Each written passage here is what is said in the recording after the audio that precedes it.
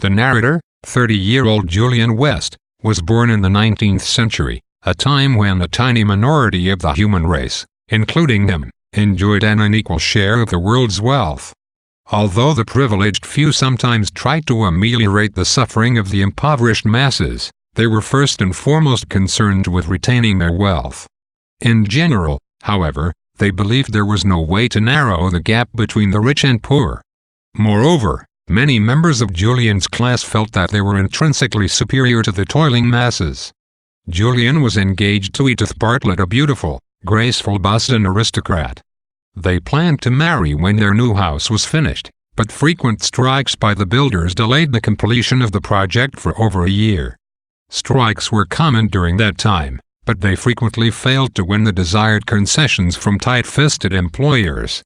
On May 30, 1887, Julian celebrated Decoration Day, a holiday honoring Union soldiers, with Edith's family. After visiting the grave of Edith's older brother, they retired to the Bartletts' home, where they bitterly discussed the most recent strikes. Julian suffered from frequent insomnia, so he slept in an underground chamber in his house that shielded him from the noises of the street. He also enlisted the aid of Dr. Pillsbury, a mesmerist, who never failed to put him into a deep sleep. Dr. Pillsbury taught Julian's servant, Sawyer, how to rouse Julian in the mornings.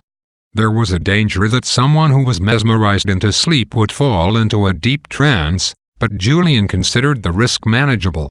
With Pillsbury's help, Julian settled into a deep slumber that night. Afterwards, Pillsbury traveled to New Orleans to take a promising new job.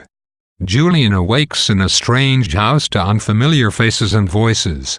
In response to the strangers' questions, Julian explains that he fell asleep the night before, on May 30, 1887. The strangers inform him that the date is September 10, 2000, as he drifts back to sleep.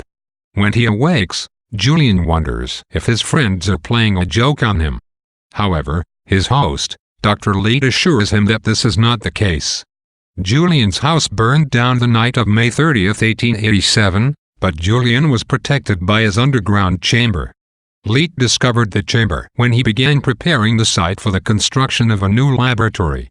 Inside, he discovered Julian in a deep trance, unaged because his vital functions were completely suspended. To prove his point, he shows him the modern Boston landscape. Julian is astonished to see a beautiful, clean city with open spaces and impressive public buildings. After introducing Julian to Mrs. Leet and his daughter, Edith, Dr. Leet explains that Boston is so clean and prosperous because the old economy of private capital has evolved into an economy of public capital, a natural outcome of the increasing concentration of private capital into fewer and fewer hands. Now, the nation itself owns, manages, and distributes all capital. War no longer exists because the main function of government is to protect the citizens against hunger and poverty. There are no political parties and no corrupt public officials. The citizens are a well-organized labor force that produces all of the nation's goods. Every citizen begins working at 21 and retires at 45. During their educations, citizens explore possible careers, so that most men are assigned to occupations that suit them.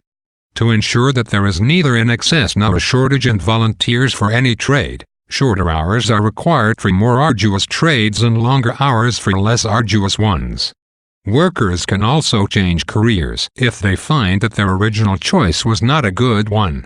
Until the age of 30, citizens can apply for professional training, but only those who pass the rigorous entrance exams attend professional schools.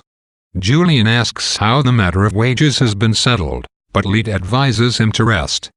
The plot of Looking Backward is minimal and simple because Bellamy's main purpose is to educate his 19th-century audience about the evils of its social and economic systems. The plot is merely a vehicle for Bellamy's ideas about social and economic reform. The preface, addressed to a fictional 20th-century audience, presents Looking Backward as a historical document, not a work of speculative fiction. Hence, Bellamy clearly does not wish for his 19th-century audience to regard this book as a fanciful whim, but as an actual blueprint for the improvement of their society.